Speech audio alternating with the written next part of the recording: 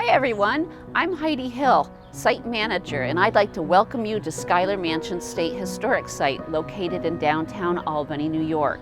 Here at the site, we tell visitors about the Schuyler family household and the people and the events that took place here in the 18th century.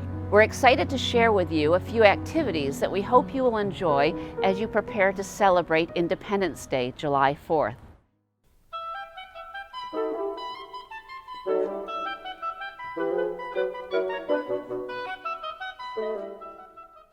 Today we're going to be making a tricorn hat out of construction paper with its decoration called a cockade.